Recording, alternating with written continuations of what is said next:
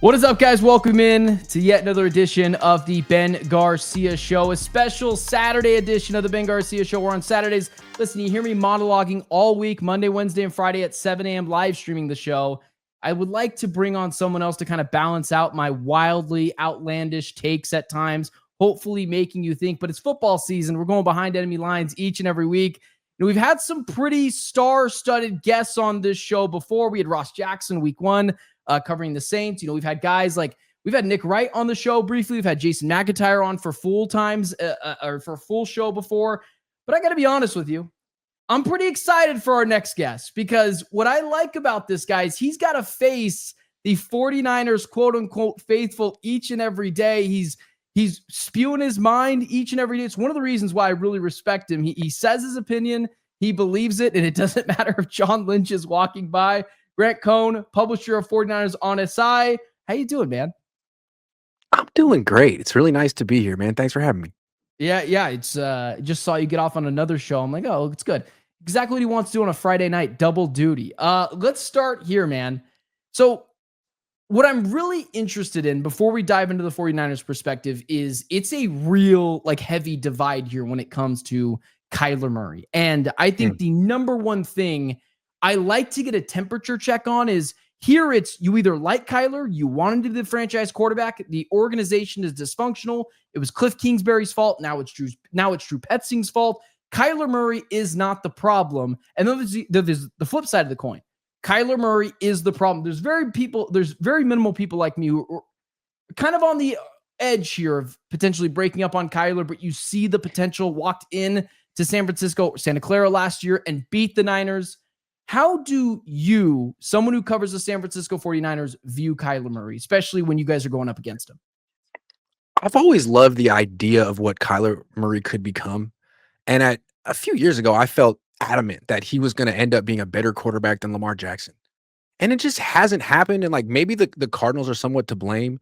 Although I feel like the organization has improved so much the last couple of years with Gannon, Ossenfort. Is that how do you pronounce the GM's name? Yeah. Okay. I think they've really improved their organization a lot. And now I'm starting to look at him as maybe the limiting factor there because he's been in the league 7 years. And I don't know that he has really improved as a passer. He's still a playmaker and he gives the Niners fits because Nick Bosa can't catch him. Nick Bosa falls all over his face trying to catch him. He's very quick and he makes good plays, but can't do that every play. You still have to play quarterback most of the time. And I just feel like he's so maddeningly inconsistent with his decision-making and his field vision. And he's good, but I feel like he should be better. And I think he's probably overpaid. And if it doesn't work out for the Cardinals this year, he'll probably be held responsible and they'll probably try to offload his deal and get someone a lot younger and cheaper, which may be the way to go. So pressure's on him. I watched both Cardinals games a couple of days ago, the condensed versions. And I felt like the Cardinals are a tough team. They have a ferocious defense. They have a great tight end. But I thought that you could make the argument that Kyler got outplayed in both games, that Bryce Young was better than him, that Spencer Rattler was better than him. And I think that the Cardinals offensive coordinator doesn't really trust him and is running the ball into stacked boxes behind questionable blocking to really keep the game out of Kyler's hands. So I'm starting to be a little down on Kyler when I always liked him. It's kind of where I'm at when it comes to the Kyler Murray thing is I was this truther. Cliff Kingsbury's to blame. The organization, I mean, man, dude, if you think you get upset covering the 49ers, you would get really upset covering the dysfunction of the Arizona Cardinals over my entire lifespan. And that kind of brings me to this, man. But then Cliff did well in Washington last year, right? He did well in Washington, but what I try to tell people as well is to watch out for Cliff because he's kind of failed up everywhere he's went. Losing record at Texas Tech, gets the job at USC, and then ends up going to the Cardinals, gets fired there, goes to USC. Caleb Williams has his worst year as a college quarterback, still ends up going number one. I think that might be a little bit more of what Kyler did in 2021, carrying Cliff. Jaden Daniels doing the same thing, who's clearly just a better quarterback than Kyler. So the jury's out on Kyler. No one is really sure yet, but I agree with you. You're probably going to find it this year. And then this other Cardinals perspective. This franchise, coming from a very decorated franchise in the San Francisco 49ers with 5 championships, Cardinals never won any. How are the Cardinals viewed now? Is it still kind of little brother the 49ers should win this game? Or is it to the point where, like you had mentioned, they've got good players, they've got competent quarterback play, and they've got at least an adult at a head coach in Jonathan Gannon? I don't think Niner fans understand or take the Cardinals seriously. Maybe the Niners do themselves, but I think also internally they feel they can win this game with their backup quarterback. And I might agree. So yeah, I think Jonathan Gannon's a hell of a coach. I think he's a hell of a coordinator, and I think he's a hell of a head coach. I think his team plays really hard for him. And I think Drew Petzing is a standard Kubiak, Shanahan, McVay type of guy. I mean, he's a very similar offensive coordinator to what the Seahawks have. It's a good team, but you have this limited quarterback. The running game isn't working. Great tight end and a wide receiver who's, if his name was Marvin Smith, would he have been the 4th pick in the draft? You know what I mean? Man, I know you like the difference when we do these shows is I do the research on you and you come on and be the nice guy and come on and do 20-25 minutes with me. I'm in a lot of trouble right now. For 10 seconds of scrolling on my feed, I put on a take the other day. Marvin Harrison Jr. has been thoroughly disappointing. I don't think that's debatable to this point. And I've got literally Marvin Harrison Jr. himself favoriting it on TikTok and saving it for, potentially this weekend when he, goes off and, uses it for something else. Wouldn't be the first time someone has gone after me. Kevin Durant's done it. Kyler Murray's done it. It just is what it is at this point. You're absolutely right there, man. Switching it over really quickly to for example, he's the only wide receiver you got to worry about on this team, really. I mean, he's the only wide receiver they really target more than 1 or 2, 3 times a game. Yep. But I don't think they're going to have Deommodore Lenoir follow him. I mean, if it was CeeDee Lamb, they might have to. But if it was Malik Neighbors, they might have to. But I think they're going to if the Cardinals want to put Marvin Harrison Jr. on Renardo Green, who gave up a long catch to Rashid Shaheed last week and Jackson Smith and Jigba week 1, the Niners will take their chances and roll the dice. I don't think they feel that Marvin Harrison is going to beat him. And I don't know that he will. Yeah, you tweeted out the Trey McBride thing, and a lot of Cardinals fans obviously agreed with you. I think there's a pretty clear game plan to play against this Cardinals team. Stack the box, bracket Trey McBride, make Kyler Murray beat with Marvin Harrison Jr. Am I messing that up there? That's it. And they have to prove they can win that way. And I don't know that they necessarily have proven that. And the Niners defense has played really well so far early in the season. Last year, they couldn't stop the run. This year, with Mykel Williams out there, their first-round pick, they're stopping the run. Like, he's their new Eric Armstead. Armstead was critical for their run defense when they were really good. So, yeah, I think it's going to be a tough day for both offenses. I feel like the Cardinals. Well, you tell me, is Will Johnson playing in this game? Will Johnson's he injured his groin last week on the final drive against the Panthers that he probably wouldn't have been on the drive had they actually put the game away like they could have done for 2 straight weeks, and they didn't do that. Will Johnson hurt his groin. He hasn't practiced all week. No one knows for sure, but no, if you don't practice all week, I mean, do you really know what you're doing out there? I mean, to a degree, he's a smart player, but it's probably not happening. It's not even to the point where like Brock Purdy at least practiced this week, but like you would put out a second ago, probably not smart to put him out there with turf toe. I want to talk about Brock Purdy really quickly because you've got a clear grip on Brock, and maybe my judgment is clouded. I had mentioned a long time ago, it's not Jimmy G, it's the system. And then it ended up being the system. And the Niners fans told me, no, Jimmy G's, look at his statistics. He's really good. And then same with Brock Purdy. It was, look at Brock. He's really good. And then CJ Beathard beat this team out of a playoff spot a couple years ago with Kyle Shanahan. He's looked pretty good. He looked pretty good with Nick Mullins for a couple of games. He won a Thursday night game against the Raiders years ago. And now Brock Purdy, looked really good. And Mac Jones looks really good last week. First stretches, I know we got a little dicey there. What is the difference between Mac Jones and Brock Purdy in this game? Because I'm going to be honest with you, and I know, we can get into some of your issues with Kyle Shanahan, or at least some of your gripes with Kyle Shanahan later on, but I think I'd rather play Brock in this game, not because Mac isn't the better player, and I understand this is probably a crazy take, but at least you know what you're getting in Brock Purdy. Mac Jones comes into this game, Kyle Shanahan can scheme up anything. 4 of the starting 5 cornerbacks are out in this game. I worry about the evil I don't know. Your thoughts? What makes them different is their quickness. They both run like 4.8, 4.40s. So if they're going to run 40 yards, they're going to run 40 yards, they're going to get there in the same amount of time. But Brock Purdy has this like freakish 10-yard split. It's like 1.55, which is like comparable to the fastest wide receivers in the league. It's stupid. He is super quick and explosive. And he's one of the hardest quarterbacks in the league to sack. He's small. He gets squared away. He's like Kyler in that sense. He's a lot like Kyler in that. It's just his first 3 steps. After that, Kyler's a whole lot faster. But he has turf toe. And if he can't make those explosive steps because it'll make his foot worse, then he shouldn't play. Because really, it like losing Brock for a month, if Brock were to play and re-aggravate it and make it worse, that would be worse than losing the game. They could lose to the Cardinals. It's okay. It's one game. You'd be 2-1. You'd face them again. It's not the end of the world. But Brock playing and making it worse is close to the end of the world. And I like Mac Jones, but you can't have your franchise quarterback out that long. So I wouldn't play him, man. I would not play him in this game. And if they lose with Mac Jones, say la vie. Keeping it on Brock Purdy really quickly, because I had this, I've had this debate with my guy Jason McIntyre, who's came on the show a couple of different times, and we've talked about Brock Purdy versus Kyler Murray, and maybe the topic of discussion is wrong about who would you rather have, Kyler Murray or Brock Purdy. At their best, totally okay. I'm not here trying to get you with anything.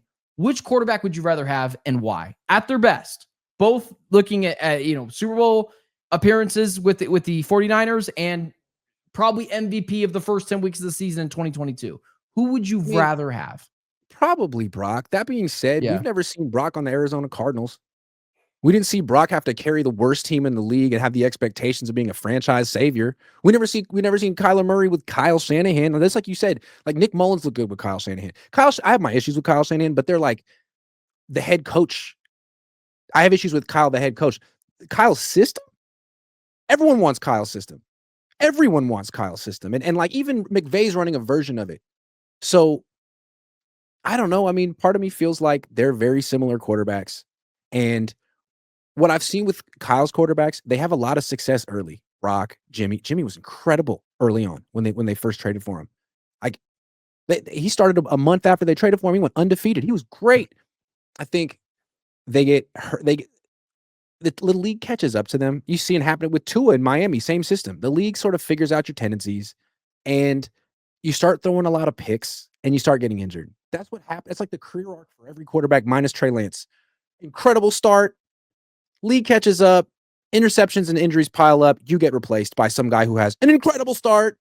It keeps happening, and that's why I still think it was silly for the Niners to give that contract to Brock Purdy, man. You could have done this with Sam Darnold. I don't know. Why did they do that? I like, and that kind of brings me to the Kyle stuff. I also, I want to talk John Lynch for if I have the chance to do so, because I've got some real big questions there with some of the question marks that he's done. Why did they pay Brock? I mean, listen, I don't want to sit here and slight the guy.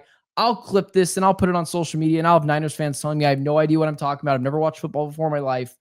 Where's the special? I just like with Kyler, I do think with all of his inconsistencies, and he rarely used this superpower, is his running ability. He rarely uses it for some reason. He throws the ball way more than he runs it.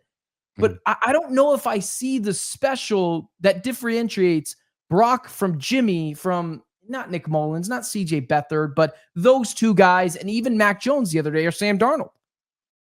Yeah, I think the special is supposed to be his mobility, but like you can't run him. Like he uses it to escape sacks, which is nice, but he seems to be giving it back with more interceptions now. I mean, in this game against Seattle week 1, he threw 2 picks to guys who were double covered. He just they were like YOLO. I call them YOLO balls. Like you only live once. Why not? And Jimmy used to do stuff like that. And then you saw Mac Jones didn't make any type of those decisions. So I don't know. I feel like what Brock's career arc was 7th round pick who got placed on like the best team in football. And just to prove that he belonged in the NFL, he just executed. But then people started talking about, is he in the MVP conversation, or is he a dink and dunk merchant? Is he carried by the Avengers, or is it so he needed to like prove that he's better? And so he tries to show the special every week. Oh, he's not just a system quarterback. He's extending plays. He's going off script. He's ad-libbing. And I think he can do some of that, and it does create some nice plays. but I feel like they lead to just as many bad plays, and he's trying to show that he's Josh Allen or something, or Kyler. And I think that's getting him in trouble. I don't think Kyle Shanahan likes it because he thinks his system is great and doesn't need to be, aborted every other play. So this is opportunity for him to show Mac's just an extension of his system, right? This is his opportunity to show that the system is king. And it is. It is. Yeah, no, it is. It is. It's so. Why do Niners fans have a hard time coming? Why is that? Okay, so we'll get to the game stuff here in a second. Why do they have an issue with that? Do you know how much in Arizona I like Jonathan Gannon. I like Monti Ossenfort. I think they're adults. I don't know if they're Super Bowl winning tandem. They haven't even won a playoff. They haven't made the playoffs yet. Why is that such a sensitive topic for Niners fans? You have a gold mine of a head coach who, yeah, he's got some flaws, but he's not Andy Reid. He's not, maybe even Bill Belichick, but he's in that tier one of coaches. Why is it such a sensitive thing to have to continuously defend, quarterbacks that, let's call it what it is. If you didn't prop him up to what he is, he's probably making Baker Mayfield money, right? Well, you got to remember, Niner fans have been in this relationship with Kyle for 9 years, and it's complicated. They loved him, but then he lost the Super Bowl once, and then he lost it again. And it's like, in between those two losses, the Trey Lance thing happened. And I think that cost him a lot of confidence with his fans because they believe, they're like, wow, you're going to make this happen with Trey? We love it. And then he just gave up. And it seemed like, wow, you just threw those picks away and you didn't even try to develop them, or you tried and you failed. It's like, okay, well, we've lost a lot of confidence in your ability to not only scout the most important position, because we all know you didn't scout Patrick Mahomes. You didn't want him. So you don't know what you're looking at with these quarterbacks. And then you got lucky with Brock Purdy, Mr. Irrelevant, last pick, didn't even see it. And then he comes in and he saves your job. Like all these narratives, right? He saved your job, and Kyle didn't know what he's doing at quarterback. And well, where would he be? He'd be fired. He'd be fired right now if it wasn't for, as if Sam Darnold wouldn't have been good. Or who knows, Trey might have been. Every quarterback is good in this system eventually. So, yeah, there was that narrative. Like, I mean, Brett Coleman, who's got like a bajillion followers on YouTube and Twitter, and is very respected and knows what he's doing, was saying that, like, we're going to see what Brock was covering up for this. Like, no, we're going to see how good this system is. Are you kidding? And we're seeing it again. Do you feel good about Mac Jones going up against the Cardinals defense this weekend? Is there something, and I know you're already shaking your head, and that's probably a good place to be. Yeah, there's some guys missing. Max Melton's a good corner. Darren Hall is going to be pulled up from the practice squad. These are guys you don't even know who they are. Put them on a milk carton. They're missing most of the time. But on this defense, like, it is better than last year. And they did hold the 49ers last year at home when guys were mostly healthy outside of Christian McCaffrey. And they won that game. Jordan Mason fumbled. Later in the season, they beat him again. Is there any fear, or do you just feel like Mac Jones is going to come out here and cook? I don't know that he's going to necessarily go out there and cook, because I have a ton of respect for the Cardinals defense, even without those two cornerbacks. I think it's a really well-coached, hard-playing, revamped defense. That defensive line is 8 deep. I like what they're doing. But I don't think Mac's going to ultimately have to do that much. Execute the system. Don't throw picks. Convert some third downs. Get him in the red zone. Like, because you're going against Kyler. And this Arizona offense just doesn't seem to be super high-flying. I know they're up 27-3 late in third quarter against Carolina. It's Carolina. They should have won that game. That was a super close game against the Saints. That was a super close game against the Saints.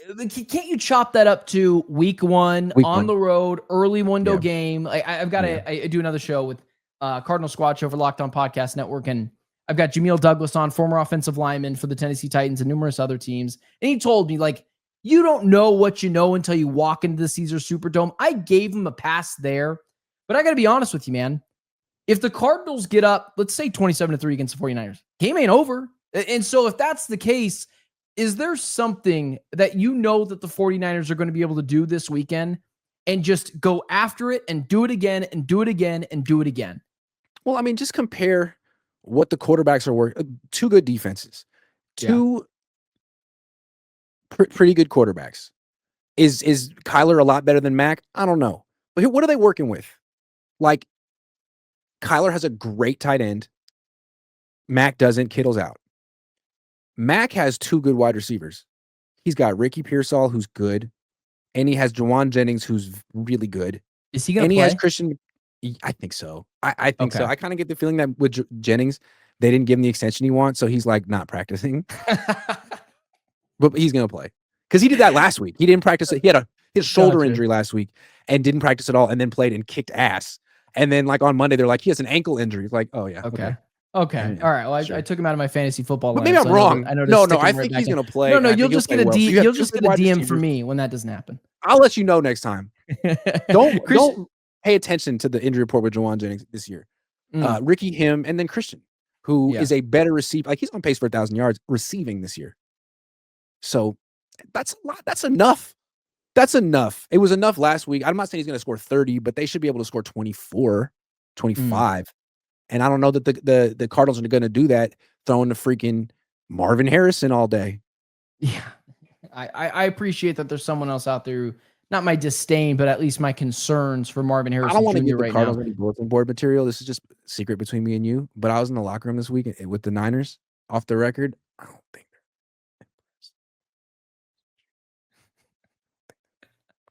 but we'll see. Hey, we'll see.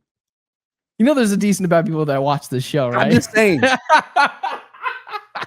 I'm not going to say what they said. It's not the Cohn zone, but there's going to be a couple hundred people that see this and end up clipping it, and I can't promise you that's not getting out there. Well, I didn't say what they said, but the general gist of what I understand is that he's going to have to prove it. Again, I don't think they're going to have Lenore follow him. I think they feel just fine with whoever's covering him. Does Lenore usually follow the number one guy? I thought Lenore was more of a one side of the field. Well, Robert Saleh's been back for 2 games, so we don't really know. Like 2 years ago, when Steve Wilkes was here and Charvarius Ward was their number one corner, Ward did follow wide receivers. Yeah, but that was Wilkes' thing, and he's a DB specialist. I don't know if Saleh ever won, but it seems like you could lose if Marvin Harrison Jr. is really good, and you just let him go up against your number 3 corner. You could lose, but I don't know if he's that good. If he's going to get 10 catches for 150 yards and 2 touchdowns, maybe. Well, if it's not you giving bulletin board material, it's already me earlier in the week. So it's gonna be one of us that ends up pissing off Marvin Harrison Jr. Hey, that Robert Saleh defense. While we wrap up here again, I don't want to keep you super long. Robert Saleh's defense. Is there like a consensus here that it's just back, or did you guys just play Sam Darnold and Spencer Rattler? And it's the same thing with the Cardinals. They said, man. We don't know each other very well at all, but we come from the very same line of thinking of let's be hypercritical first and then praise the team second. Is it just it's good, or is it Spencer Rattler, who the Cardinals played in week 1, and Sam Darnold, who, I mean, come on, has not looked great through 2 weeks after leaving Kevin O'Connell? I do think their run defense is good. That being said, they've been on the road and they haven't faced Kyler, like a dual threat quarterback and a team with all these tight ends. Like the Cardinals are going to commit to it. It's going to be a hot day that could wear down the Niners defense. So that's going to be an interesting test. But really, the Niners run defense, we've talked about it, is very good right now. Michael Williams, huge addition. D. Winters playing really well. The question is the pass defense. In terms of pressure rate, I mean, Michael Williams isn't doing anything there right now. Nick Bosa's Nick Bosa. They traded for Bryce Huff, who's good, but he's like a situational pass rusher. He doesn't play a lot on first and second down. So there's a lot of plays where they have no pressure. And then in their secondary, you got Lenore, who's very good. The slot guy is a rookie Upton Stout, who's promising, but a rookie. And then outside, you got Renardo Green, who's given up explosive plays in each of the first 2 games. At safety, you have Jason Pinnock, who's on his 3rd team and gave up 2 touchdowns week 1. And then at strong safety, you have Marquise Siegel, who's this rookie, and he looks good. And he was in great coverage when he gave up a touchdown this last week. So, I think if a team can really throw the ball, the Niners are going to have problems. And I'm not sure the Cardinals are that team. Who's the better team right now? Forget about like you're playing on a neutral field. Everyone's healthy. Like, let's play that game because that's for more or less what I'm interested in right now. Who's the better team? Doesn't mean that's who's going to win on Sunday. If everyone's healthy, I mean, everyone's healthy. Then probably the Is Niners. It close? Is it close? I think it's close because they both have great tight ends. Probably the Niners, but they're never going to be fully healthy. And right now, I think they're very, very close. If the Cardinals had their cornerbacks, I'd pick them to win this game. If they had Will Johnson, and if they just had Will Johnson, I'd pick them to win this game. Isn't that the difference though? And we'll get into here. We'll go to the prediction side of it. I mean, you compare the Cardinals safeties and the Niners safeties, like, my goodness, it's like Yeah, AAA against the defensive Yankees. the defensive back room is a strong suit of the Arizona Cardinals, which is why I think earlier in the week, when we did a show for a different network, I picked the Niners to win this game. I think I'm coming around the Cardinals to come and pull this one out because it's a big game, man. You lose this game, that becomes a major game on Thursday Night Football, short rest after being in a divisional matchup with the Niners. I think it's a big deal for both teams. A bigger game for Arizona too, because the Niners can be like, we're playing our backup quarterback. We're playing our backup. Exactly. There's no pressure on us. Yep. There's pressure on Arizona. You got to beat Mac. And because if you can't beat Mac, how are you going to beat Brock? Although I don't think they see it like that, man. I think they see it as you got to beat Kyle regardless. I think when Gannon came out and said, in his presser earlier today, was like, are you preparing for Brock or Mac? It's like, we're kind of preparing for both, which led me to believe we're preparing for Kyle Shanahan and everything he can do. Because it's not like Shanahan changes his system for either quarterback. No, it's not like the difference between Malik Willis and Jordan Love in Green Bay. It's not. They don't. It's Kyle's system. You either can run it or he finds someone else who can run it. And I promise I'll get you out here in just a second, but I got to ask you this question. How does John Lynch escape so much blame? I don't know how you feel about John Lynch. I mean, I've heard you say very strong things, then right behind you, which I totally respect in every regard. Because I try to do the same exact things. I just found out today I'm no longer allowed to do that. They're like, it's kind of a security thing when you're walking around down there. Could you find a place with a wall behind you? So I'm like, So Kyler's got me blocked on all social media platforms. I just pissed off Marvin Harrison Jr. obviously earlier this week. I've been in spews with Kevin Durant. The Suns have not blocked me from going anywhere. This year, conveniently, I don't have Durant. As a Bay Area guy, hey, he's not a big fan of me. Kevin Durant and I went rounds a couple of times. Kevin. Really quickly, John Lynch, why does he escape so much blame? The Trey Lance trade was a debacle. It feels like everyone that holds out, no one takes a discount. Everyone gets everything and more. Trent Williams got his contract last year. Jawan Jennings is probably the only one that hasn't. Jawan Jennings. Yeah, they drew the line to the fourth wide receiver they had to pay. Deebo Samuel doesn't look completely washed with the Commanders. Brandon Ayuk got $30 million. I've got a lot of Niners buddies. They were stoked when, I was like, yeah, I got Grant on, later this week. How does this guy escape so much blame? I'm not going to, I think he's as bad as average as they come. Is this just a Kyle Shanahan run show? And I should stop even pointing fingers at John Lynch. I think that's sort of the perception with the Niner fans. It's like, it's been 9 years, been watching this. It feels like Kyle makes every big decision. Kyle hired John Lynch. John Lynch seems to be like the media mouthpiece. He was in media. He can talk. He can smile. Can hit hard too.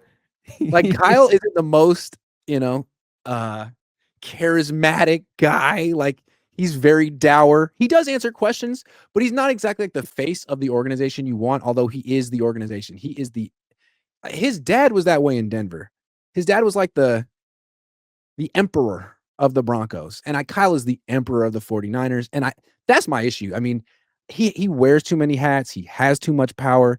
He's, a genius with his system, but that doesn't necessarily mean he's a genius leader. And I think when he didn't have D'Amico and Saleh these last 2 years, the team kind of became stale.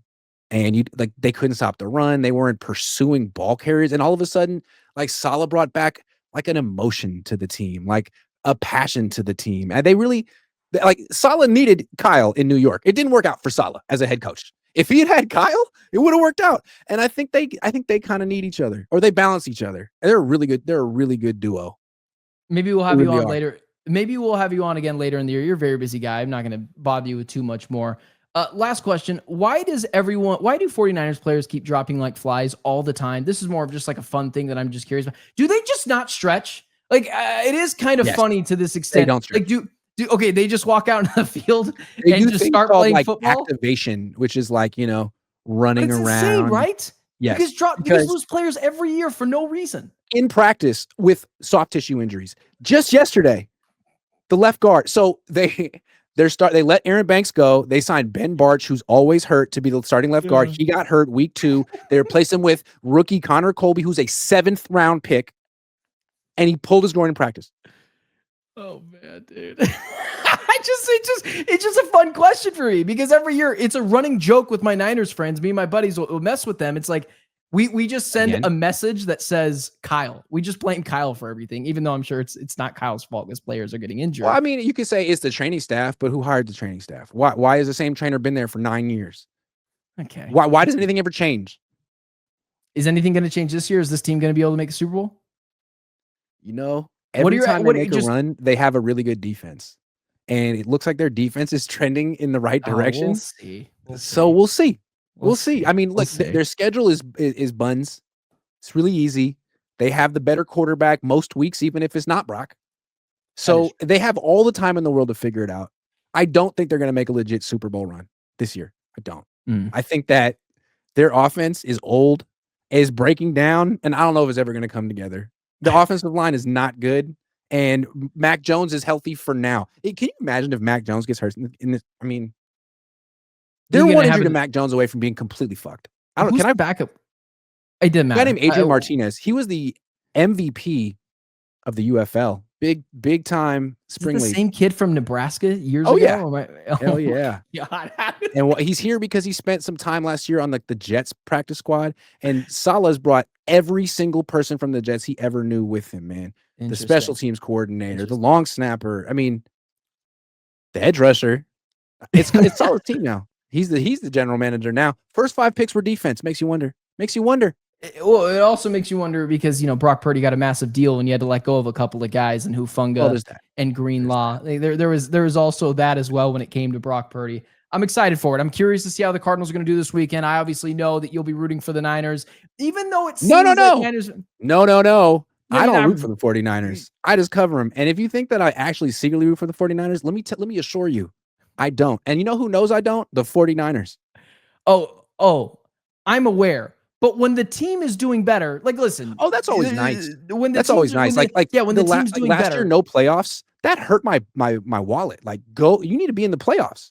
I need to cover playoff games. Come on. That's the point I'm making. But now, once you get to the Super Bowl, I don't do this show wearing a Kyler that doesn't jersey. change for me. Now, I think for the Cardinals, if you could win a Super Bowl, that would just add to your fan base. That'd be good. Oh God, dude, you don't. But the Niners won 5 of them, so we're always going to have this like global mega fan base, like the Steelers. They could win no more Super Bowls ever again, and they still have a bunch of fans because of what they did in 1988. Phoenix is always going to be. Until teams start to win, I don't know if you know this, there's one major championship with the Diamondbacks. Outside of that, there is no other major championships here. It is this is why I think I'm going to be one of the tougher guys you meet in the Arizona market. And I get in a lot of trouble with these guys because I'm sick of losing and I'm sick of covering a team that loses so often. But the fan thing, like, no, I'm not doing this show with a Kyler Murray jersey on. But in your perspective, and also I'm 27 at this point. I think I've graduated past wearing jerseys, but that's just my own belief there. But it's also the perspective of like, if the team does well, it's why when I continuously get Kyler hate, it's like, no. I want the guy to succeed because if he does so, I make more money. I don't have to work a day job and I don't have to do 4 other shows during the week to make ends meet. But that's what it is right now. Until the team plays well, this is what it is, and I'll hold the team accountable just like how you will with the San Francisco 49ers. Publisher of 49ers on SI, all 49ers FN. Follow this guy on social media, Grant Cohn, Cohn. He got a little heated about that before the show, letting me know that some people just don't do 1 second of research. Good dude. He's got a loud personality on social media, but he's just a nice guy when it comes to it at the end of the day, right? Right, Grant? I hope so. Thank you. If you say so. What was it? Okay. When you were going viral for like 2 weeks of people looking, and then I immediately watched your stuff and you said, I like it better when I'm hated. I kind of feel the same way with my blowing up the spot, man. The Niners are going to see this. They're going to change and they changed the rules. I can't even do that. It's their fault. They shouldn't have said. Well, this is what happens when you piss off Javon Kinlaw. By the way, I think it was getting John Lynch in my friend. I didn't know he was there. I didn't know. I wasn't trying to do that. I think that was the one, man. Grant Cohn, publisher of 49ers on SI. Hopefully we see him later in the season. He's a very busy guy, but he's got a lot of things. He's not rooting for the team, but he is rooting for his checkbook. I got to get you on my channel next. But fortunately, these teams are going to face each other again. So you let me know when you need me. I will absolutely pay back the favor anytime. And I'm definitely coming back on. This is a good show.